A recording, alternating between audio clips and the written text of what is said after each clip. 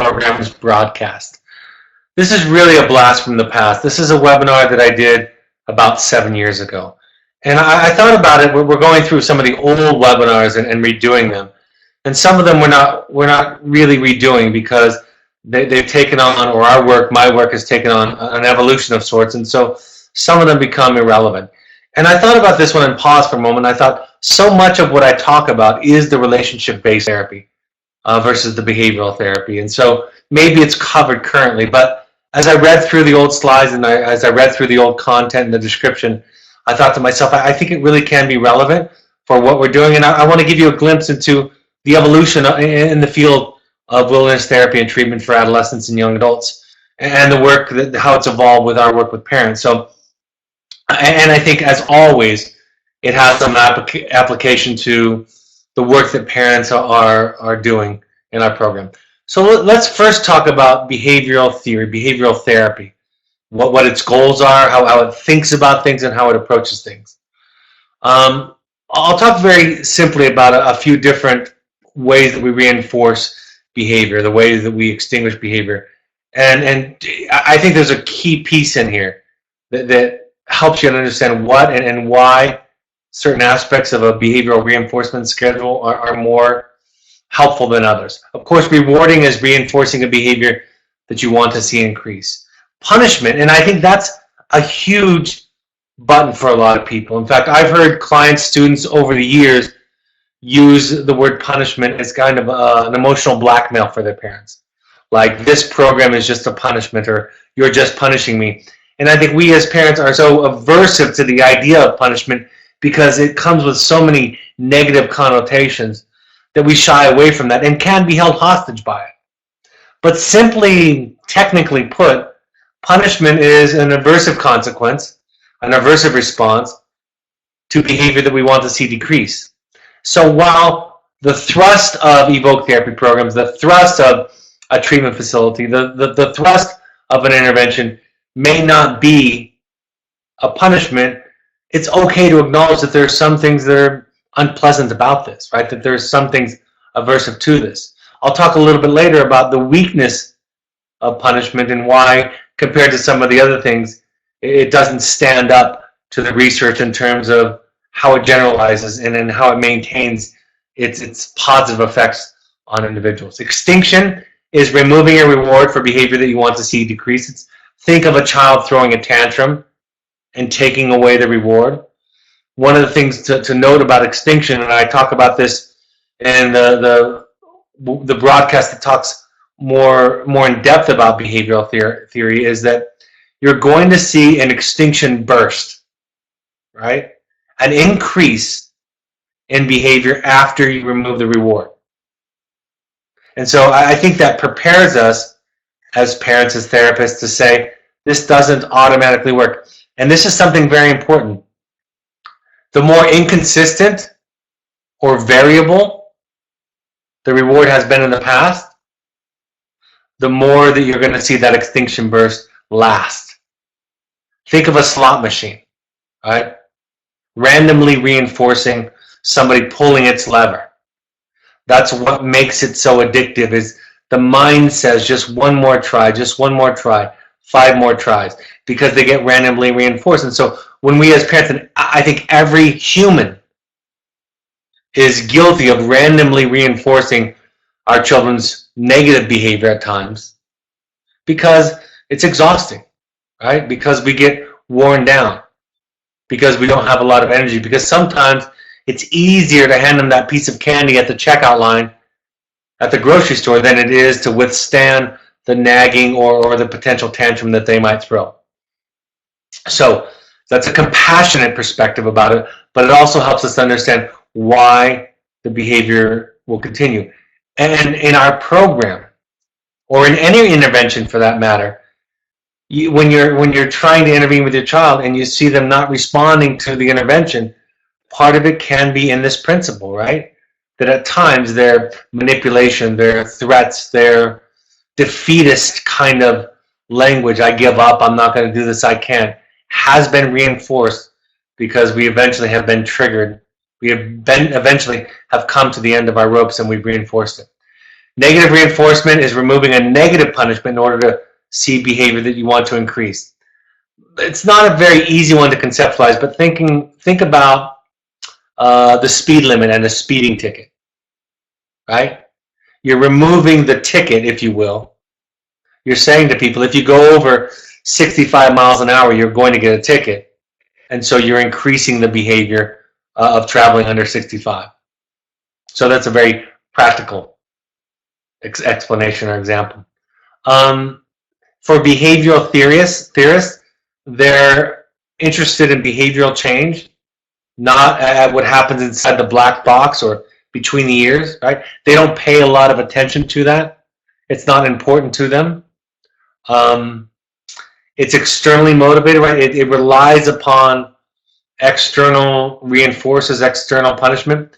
There's a pro and con to this because developmentally, small children respond better to simple behavior reinforcements, and if given too much or too often, if not adjusted for as the child grows into pre-adolescence and adolescence, then the child can become dependent upon that, right?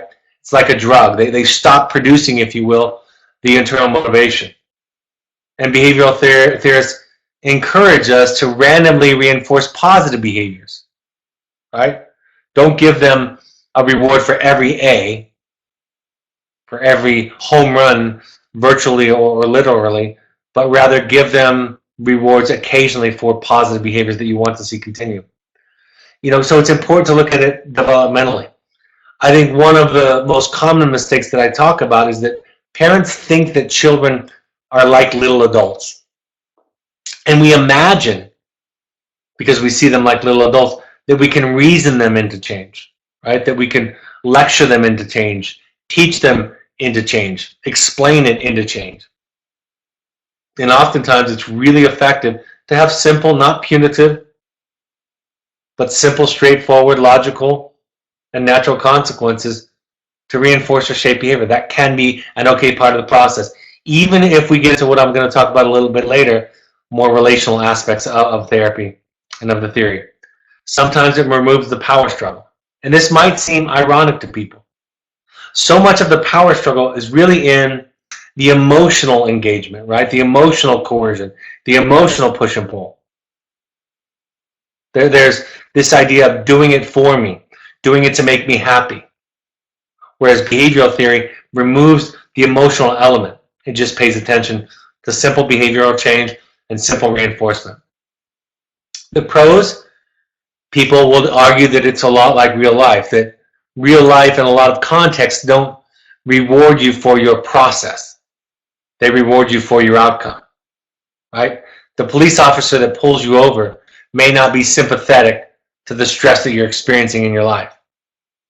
Your boss at work, your teacher, your professor may not be sympathetic to some of the things that you're struggling with or what you've learned. They might just pay attention to the outcome. So it has application to real life.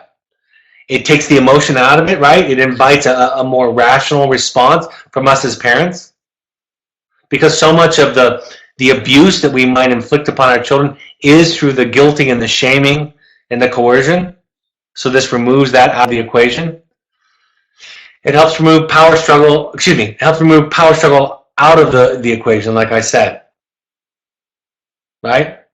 You're not doing it to impress your parents. You're not doing it to make them proud. You're not doing it to make them happy. You're doing it because there's a simple reward. Sometimes the skill development and the coping development is fostered by this, right? Because it's so outcome oriented that it requires people to problem solve, to accomplish something. And this idea that I talk about in my book and talk about often, that we don't give enough credence that sometimes insight comes out of behavior change. In the 12-step recovery world, they have a phrase that says, fake it till you make it. And there are motivational books that talk about this idea that when you change a habit over time, you start to feel and think differently. I think a lot of us can relate to that in our lives with New Year's resolutions and goals that we have.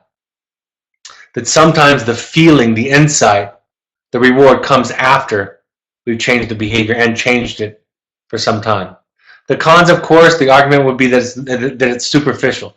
That when you're paying attention to behaviors, it's akin to mowing over weeds. You're removing visually the weed itself, but the roots are still there. And they're going to crop up somewhere else in the garden if we don't pull them out at the root, address them at the root. One of the difficulties, especially with punishment, is avoidance learning. Right? Think about the speed limit, for example. For many of us, we still speed a few miles over, a handful of miles over the speed limit, but we look for police officers. Right? We're checking our rearview mirror, and we slow down when we see a police officer, several lengths ahead of us. So what we're learning to do is avoid the consequence, not necessarily avoiding the behavior. The question is it internalized? Does it become dependent upon external structure? And that's why that randomly reinforcement schedule can be effective. It's not the original context of the problem, right? It's not what's going on. The basic idea that I have, that we see, is that behaviors are evidence of wounds or healing or health. And that when they become symptoms, that they're just the voice of a wound, of a pain. And when they become healthy skills, they're the voice of healing, of maturity, of spiritual, emotional, intellectual evolution. So it's not really the original problem. And then there's a low relational focus, right? It does help get out of the power struggle, but there's a loss there about what we're going to talk about and how it develops the self a little bit later. Let's talk about a relationally based approach to therapy in contrast. A relationally based piece of work is the relationship between the therapist and client become a part of the work, right? Talking to the therapist about how you feel about them, about your reaction to them, and vice versa. The therapist transparently sharing his or her reaction to the client. I'm feeling anxious right now, for example, or I'm feeling pressured, I'm feeling afraid. Talking to a parent. So many of our therapists over years and decades have said that one of the most effective things that they've done in their work with families is to share with a parent what it sounds like, what it feels like, to be on the other end of the phone call. And I wonder if your child feels this way. Share with a parent after reading a letter. This is what I'm feeling. This is what I'm experiencing. I wonder if your child's experiencing that. So the transparent disclosure of transference and countertransference is the technical term. Talking about that can be an effective way to not get caught up in it, to not get lost in it. And I've always thought, and I've had this from my two mentors in the therapeutic field, that some of the most courageous, difficult, and important work is the work that a client does when they share their feelings towards the therapist. When I go to my therapist and say, I didn't feel heard, or I felt frustrated, or I felt ashamed last week, or I felt angry last week. Not about my wife or my children or my friends, but about you and what you were saying to me. And if you have an adequate therapist, they're going to tune into that, right? They're going to see you, hear you, and hold that with respect and with honor. It minimizes the importance of behavior. However, behavior transforms over time. It's not giving up on it. It's going deeper and deeper to the root of it. And so it requires more patience. It's Socratic more than didactic. It's asking questions. The name of evoke, in part, is born out of this idea that we evoke, that we pull out of the client, of the family, the truth that is hidden inside of them. The truth that is somewhere inside of them that they've lost. And that discovering that authentic, raw self is the process of therapy. And that's the Socratic method, asking questions instead of imposing one's truth on somebody. Storytelling is a part of it, right? Giving examples through stories. Stories have the benefit of seeding the unconscious, and stories allow, like parables, right? They allow for the individual to meet the therapist where the client is at. So if I share with you a fable or a story or a parable or an allegory, you can hear it at whatever level you're at. And the deeper levels are still present in that story. It's flexible, right? It doesn't see every client as one size fits all. The therapist is mobile, moves around, meets the client where they're at. The relationship with the group, with the therapist, becomes a microcosm. It's viewed less as right and wrong, good and bad, viewed less in terms of what should be happening, and looks at what is happening and what does that mean, and can we follow that trail of crumbs back to the origin of the issue. That could be in the family of origin, that could be in a learning difficulty, that could be in a divorce, right? That could be in being bullied, that could be in messages from the culture, on and on and on. Making sure that it's a good clinical fit, making sure, most therapists have predispositions, propensities towards certain approaches and perspective, but most effective therapists are also eclectic, will borrow from various approaches. We'll use a cognitive behavioral example when it applies. We'll use a 12-step model when it seems to fit. We'll use a psychodynamic, family systems approach when that seems most relevant. There's an empathic connection that happens, and it's reparative, right? Finding the client, relating to the client, being honest and authentic with the client promotes connection. And connection is the most healing thing in the universe. It's the thing that builds resiliency and esteem, is my ability as a therapist to resonate with you, the client.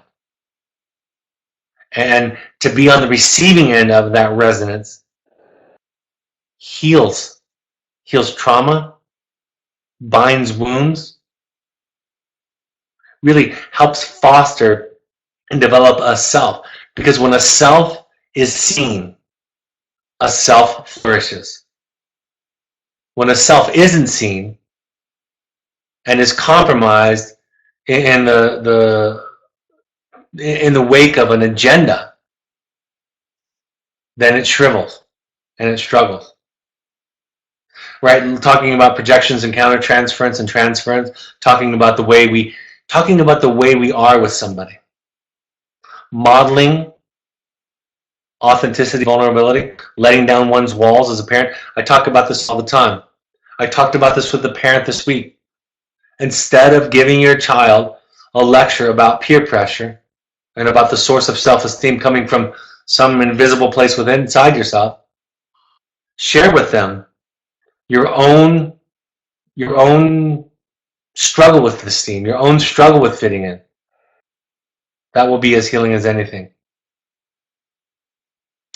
The pros of a relational model, of course, are that it promotes a buy-in, right? Because it doesn't force itself. It makes an invitation. And so the acceptance of that invitation, we assume to be more meaningful. It accesses the client's own resources, right? It draws upon their strengths and inner wisdom. Instead of, I know the truth, I'm the guru, I'm the expert, I'm going to give that to you. So it helps them develop something. It appeals to people's sense of democracy, right? People that value a kind of non-hierarchical approach in life are drawn toward this. And then, most importantly, it focuses on the development of self. In this way of thinking, therapy is not problem solving. Therapy is not even problem focused necessarily. Therapy is about developing the self. The cons, of course, is that young children may not have the capacity to participate in therapy in this way. That's why with younger people, we use things like play therapy more, right? That's why experiential therapy at Evoke therapy programs is so valuable, because it's not necessarily talk therapy. It's not accessing the trauma, the pain, and the healing through kind of the verbal parts of the brain, but through the experiential, all of the senses. The biggest downside of relational based therapy is that it's labor and time intensive. Right? It takes a long time. I was talking with a client that I've had for many years recently, and he was talking about how when he talks to his friends, it's hard to explain how therapy works because it takes so long. I did an interview this week with an online resource for parenting, and they were asking some very basic questions about behavioral contracts and charts. And I paused at the beginning and said, it's hard to answer this question because it doesn't do the work. It's not that simple. There still is something in the work between a parent and child that transcends and goes beyond contracts and charts. And it's about this self-work, the self of the parent. It's what I talked about last week with the awakened parent. Right? It's what the journey of the heroic parent talks about. It requires a long journey. Now, I don't want to be too negative about that because it can start, right? I carry around still to this day pieces of my 6th grade teacher. We still keep in contact. Still love him. He still talks about me as one of his favorite parts of teaching when he was a little kid. When I was a little kid, it was his first year being a full-time teacher. He only taught for a few years and went on to become an entrepreneur. But there was a bond there. There was a closeness there. He saw me. He saw me struggling, and he put a great deal of energy into me, and it made a difference for the rest of my life. So it can be the start. I think about that with the clients that I've worked with over the years. Even if I could just have some moments of seeing them, they can carry around some piece of me, some internal copy of me that can sustain them. Client-centered therapies. In reaction to behavioral therapy, there came along what is called this third wave, a humanistic approach. It was a reaction against deterministic philosophies of psychodynamic and behavioral therapies. Right? It was this idea that there was something beyond this idea of cause and effect.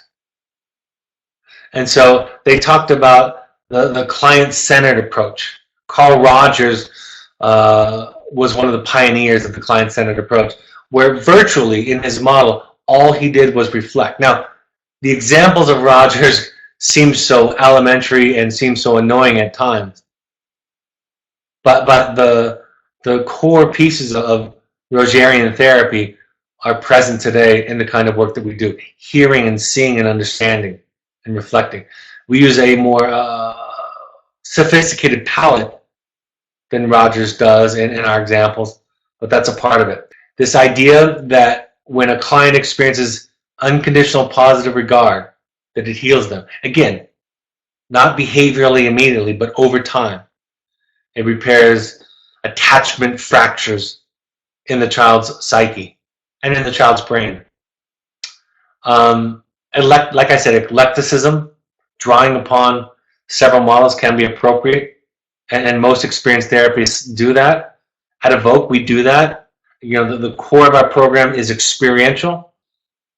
Much of our approach is client-centered, relational, and we have, as kind of the side salad, if you will, behavioral components of the program that can be valuable also, especially with high-risk, dangerous behaviors.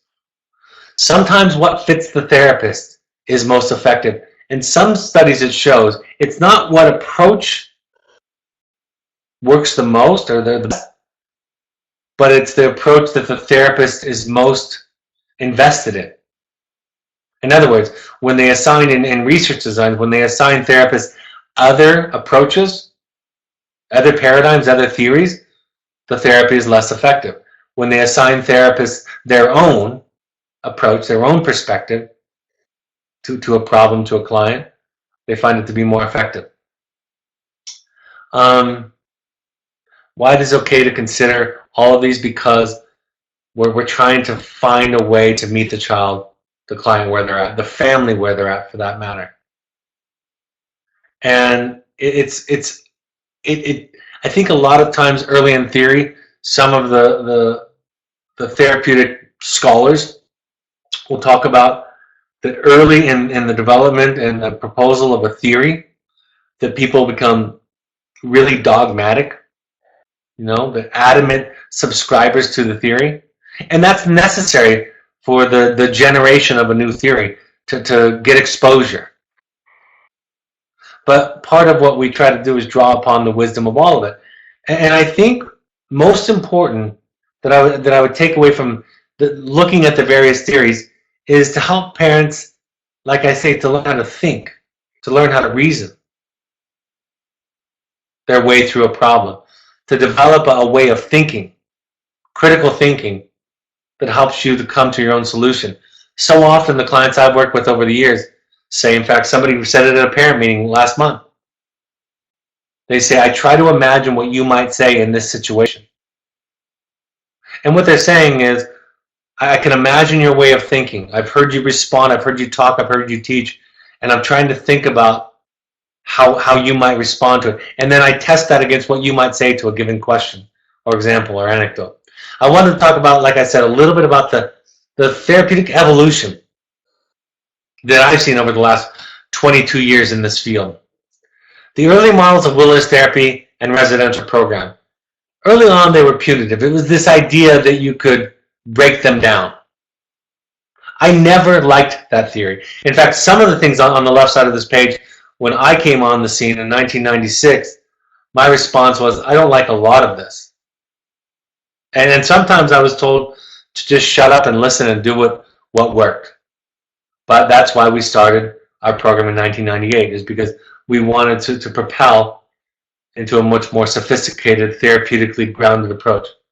Those early programs were intuitively created, right, by non-therapists in many cases, by people that said, well, this worked for me, the outdoors worked for me, or tough love worked for me, or well, I woke up when I got my butt kicked, when I hit my bottom, so I'm going to create a program that kicks somebody's butt, that does something hard, that breaks them down, that really creates kind of this bottom so that they'll be open to change.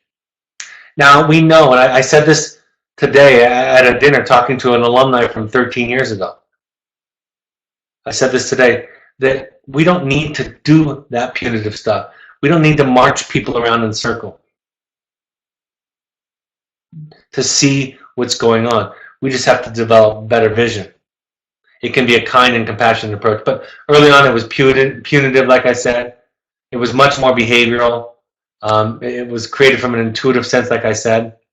It was provocative. I think wilderness is provocative enough. When we started ours in 98, we said, you know what? We can give them a real backpack on their first day, which didn't happen at virtually any wilderness therapy program when we started. They had to make their own backpacks out of a tarp and seatbelt webbing. And they were difficult, and it was an interesting metaphor. But we thought being outside 24/7 was provocative enough. Early on, again, was this idea that the therapist is the expert or the guru, right? I know what's right and wrong, and I'm going to teach that to you. I'm going to impose that upon you.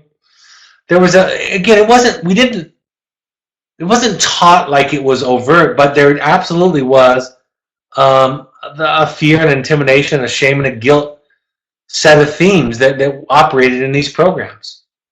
Many of them have closed down over the years that I've been doing it. And I remember when I heard about some of them in the beginning, I thought to myself, It's unbelievable, the stories I'm hearing from the clients, that these things are open. Sometimes the reason these worked and sold themselves so well is that they align themselves with parental goals, right? I think a parent thinks, I want my child to be behaving appropriately and respectfully. And these programs get it done as quickly as anything. And the ends justified the means. But these programs didn't challenge the family paradigm, didn't challenge the parent's own childhood. And so what we wanted to do, what we try to do, is take you in, take what strengths you have, but then offer you something new, some perspective, some skill, some tool, some new way of thinking and being with your child. And of course, there was no family work. Just didn't do it. We were told when I started in 1996 not to do it. It was a waste of time. And then things evolved.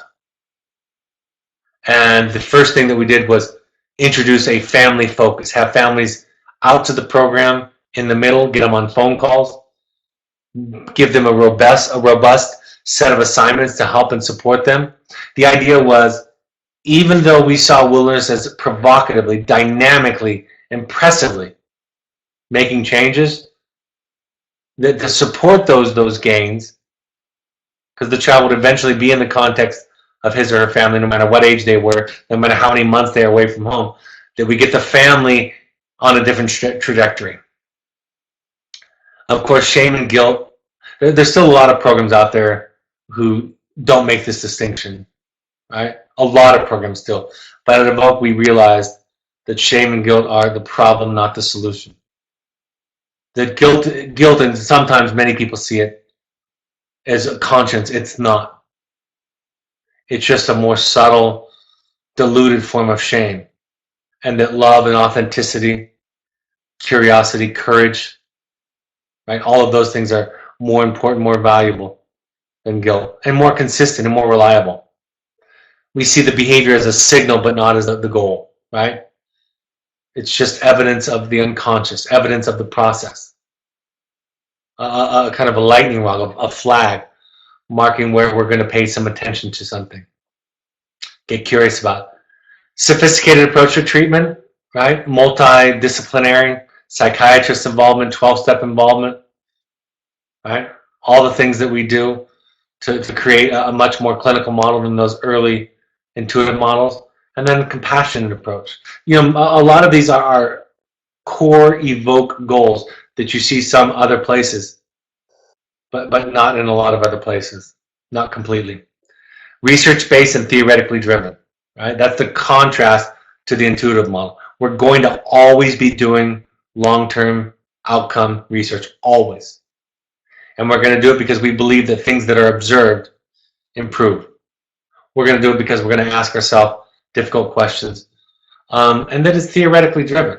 I think that for parents, bringing this back home to parents, just because your gut tells you it doesn't mean that we ought not to question it, right? It's okay to say, I wonder why.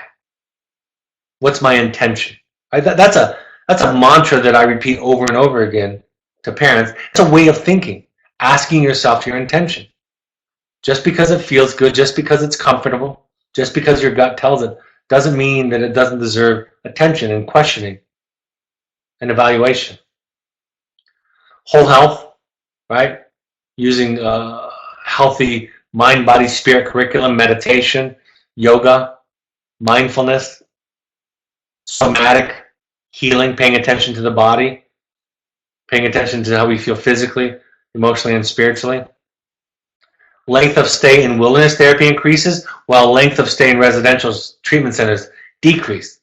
Early on, they were all set length of stay wilderness programs, 7 weeks. Actually, it was 7 weeks or 3 weeks. There were two choices. And residential treatment centers were commonly 2.5 years.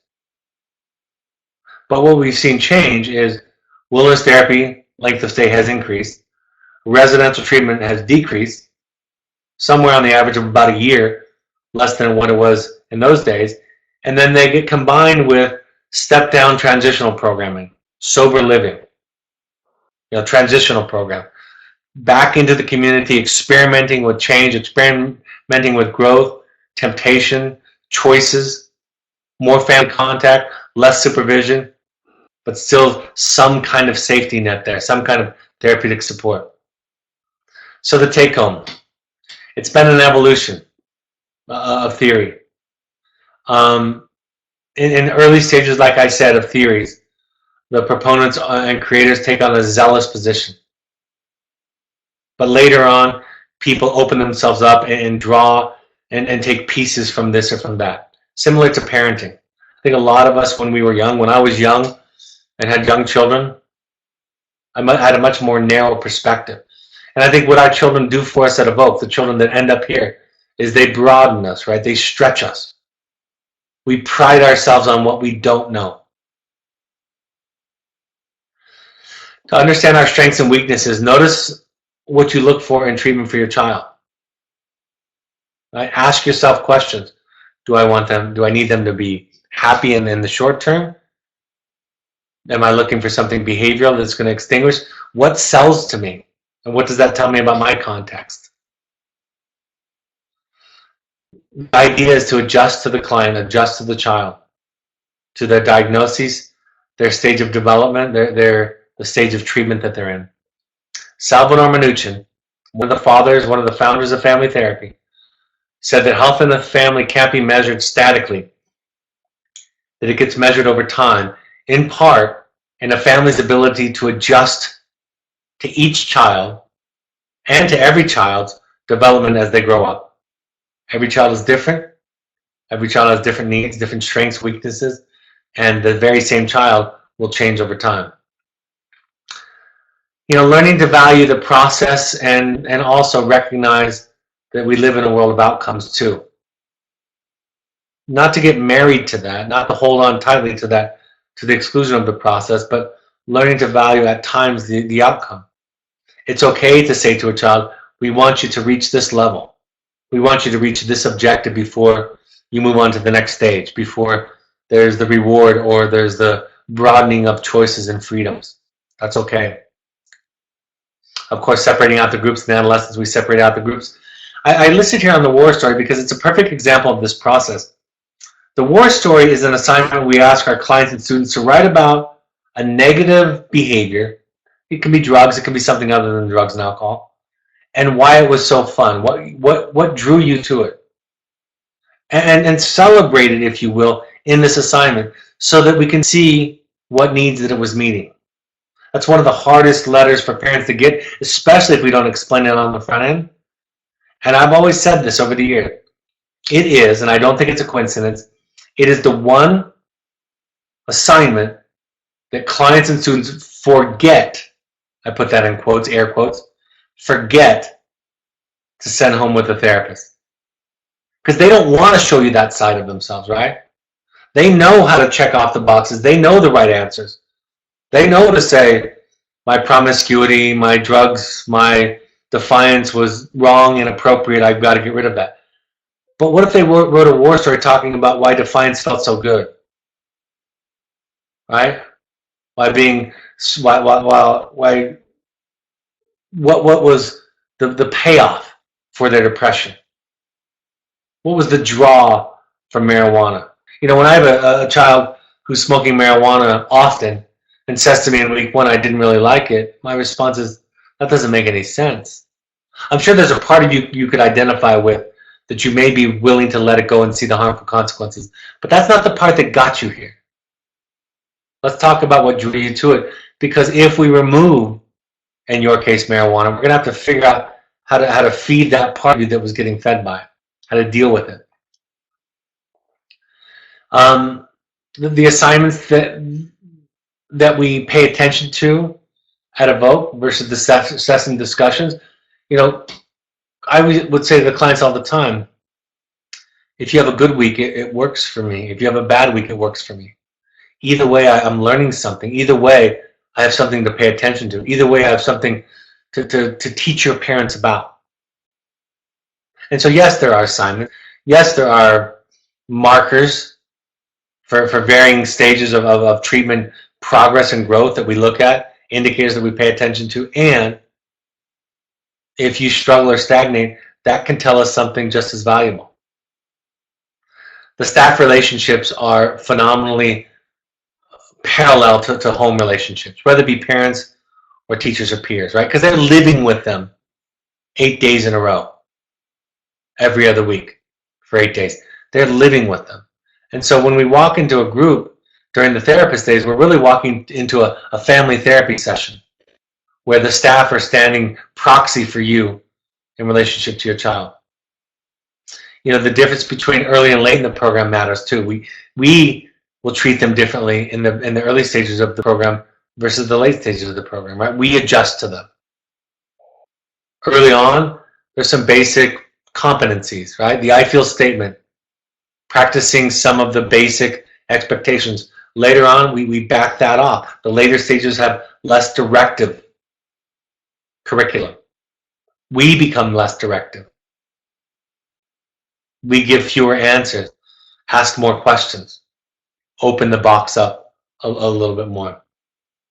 You know, what other programs tell us is that it's a hard adjustment for families because the work here is dynamic. It is a relatively small box, and that parents and children, for that matter, I met with this alumni, like I said, of 13 years this afternoon. And they had been at other programs also. And now we're a professional in the field, doing great work for families, young people. And what they said to me was, wilderness changed my life. And what they said was remarkable. What they said was, the first morning I woke up in wilderness changed my life. It's an amazing intervention. In many ways, the safest, we try to make it the safest emotional space that they'll ever be in. I always say to our clients when they're trying to convince us, you know, that you guys, you parents, are idiots, and they use a lot of words, some more colorful than that. My response is, okay, your parent's an idiot, and I'm an idiot, and you're an idiot, and your teachers, your professors, your bosses, right? They're all going to be idiots. So how are you going to deal with those idiots after Evoke? And learning to work through the relationships here is the best pattern, the best preparation that we know for the next step, for the next stages of your life. All right. Questions and comments. The first question, some of these concepts seem to need the ability to introspect. Our son, being an athlete, doesn't seem to have that ability. He has no sense of self, doesn't recognize his own impact. My fear is that some of these wonderful concepts can't be absorbed. You're absolutely right. Thank you for saying that. That's a great qualification.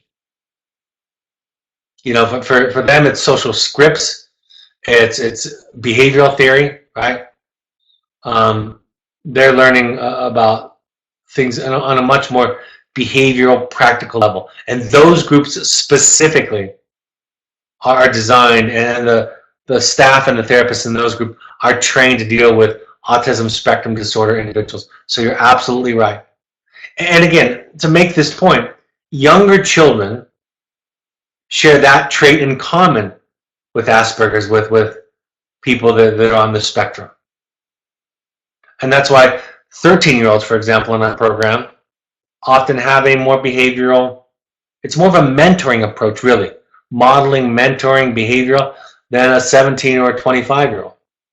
So you're absolutely right. Thank you for mentioning that. And we absolutely adjust to that presentation, that diagnosis, for sure. Next question. This is good question to ask myself as well. Absolutely. You know, a little bit of this, as I was doing this, and I realized a lot of it is about what we do in our approach. But I agree that there's a lot to extrapolate from here. I think a lot of my early broadcasts 10 years ago were a lot about theory and diagnoses and kind of sharing with you what I knew through my education so that you could take the principles, the skills, the tools, the insights from that, draw upon that for your own work. Now I spend most of my broadcasts talking directly to parents about their approach. So this is a little bit of a blast from the past, like I said. No other questions? Okay. There's a comment there. Can I read that comment, Andrea?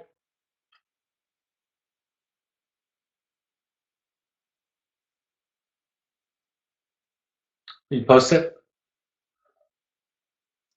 A parent says, I like this topic so far. Love hearing the history. This has already given me some security I needed from how he approaches things and how he sees things.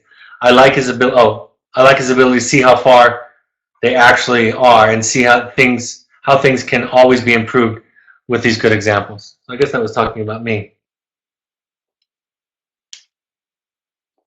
And a new question popped up. What new or recent changes have you made in the process out there in the woods? Are there any now being experimented? There's some new theories that a lot of people are gravitating to. The action and commitment therapy is something that a lot of the new therapists, a lot of mindfulness stuff has come to us in the past few years, right? Mindfulness, meditation, loving kindness meditation, yoga, things like that has been something that we're doing. We introduced an oasis for the young adults, so they go to a permanent structure out there, a semi-permanent structure, midway through the program. Our autism spectrum disorder focus group does some adventure activities, so that's something we've expanded upon. We still remain committed to the model of primitive living nomadic in general, and more family work. I think really what I've seen us do is really just dive deeper and deeper into the sophistication of compassionate family approach. You know, like I've said, and I say this a lot, I've been doing this for 22 years. And a lot of the programs that I work with, that we make referrals to, or that children go to after us, you know, the owners and the people that created the program, they've been in this for decades. And there's a difference between a 50-year-old like I am now and a 28-year-old like I was when I started. I was passionate and enthusiastic. I was bright back then. I cared about kids and families. I wanted to make a change. I wanted to make a difference. And that was wonderful. And 22 years is something. It really is something. It makes a difference. So sometimes when I look back at the early broadcasts that I broadcast like 10 years ago, the reason I don't do them is because it's too simple. It's too paint by the numbers. It was okay for back then, but we've really evolved and flourished in our work. And then the research has continued. We want all parents to go to 6 12-step support groups, some combination of Al-Anon, CODA, or Families Anonymous. You can Google those and find meetings in your area. You can also go to NAMI.org. And if you go to NAMI.org, NAMI.org, you can find affordable or free classes and resources in your area with your local chapter. Please follow us or subscribe to us on social media. Share our podcast. The podcasts are free for the public, right? They're recorded the day after. Please share those with anybody to expand the reach and the word. On your iOS or iPhone device, search Evoke Therapy Programs. Subscribe to us there. You can listen and download those on the train when you don't have Wi-Fi or cell connectivity if you download them. On Android, download the SoundCloud app and search Evoke Therapy Programs. On Twitter and Instagram, you can find us at Evoke Therapy. On Facebook, you search Evoke Therapy Programs. The Second Nature Alumni Foundation on Facebook is an organization that's set up to help families that can't afford treatment. And then, of course, if you look at our blog, you can find we produce a couple of articles each week for families, sometimes written by alumni, sometimes by staff, some by therapists, by myself. My book, The Journey of the Heroic Parent, is available on Amazon. We have a pretty good crowd tonight, so if you've read it, I'm open to your feedback. Happy to hear on Amazon for you to rate it and give feedback. You can also get an audio purchase of it through Amazon. The next parent workshop that we would like all parents to go through, if possible, is January 20th and 21st. That's in our Oregon program. You can combine that if you're making a trip with a visit to your child. If your therapist thinks it's good timing, either at Cascades in Oregon or at Entrada. Contact Gail at evoketherapy.com for more information. The Finding You starts this week. There was somebody who dropped out, so there's a last-minute spot if anybody wants it, starting this Thursday, January 11th through 14th. If you want to do deeper work, family of origin, mindfulness, compassionate, emotional work, the Finding You is for 6 or 7 individuals, and it's really an expanded version of all the work that we teach here. It's the real healing. Private family intensives are also available. You can go to our website or contact admissions or email intensives@evoketherapy.com for more information or for questions. I will be in Palo Alto this Wednesday evening from 6:30 to 8 p.m. speaking at the Palo Alto Preparatory School, talking about boundaries, what they are and what gets in the way. And New York City, so that's for anybody to attend. And then I'll be in New York City on Monday, January 22nd from 7 to 9 at the City University of New York in Midtown. Parent support group, anybody's invited. Parent sharing, parent stories, some teaching that I'll be doing. Email Andrea at evoketherapy.com for more questions, if you have any questions, or to RSVP. Our Pursuits program are available for adventure trips for families or young adults. Think therapy light, think fun with some therapeutic support, maybe reconnection to some of the work that's been done. Any last questions? I've heard that sending a child to a wilderness program at the age of 13 won't meet with much success and may end up having to go back again at a later age. Can you please comment on that? That can happen, but it can happen at 17 also. My son came to the program at 13, turned 14 when he was in the wilderness a few months later. And he still draws upon it to this day.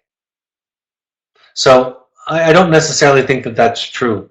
Some of the therapy that I went to at 13 and younger are some of the things that I still draw upon. So it is true that the older the brain, the more that they can cognitively retain, make sense out of things in the moment.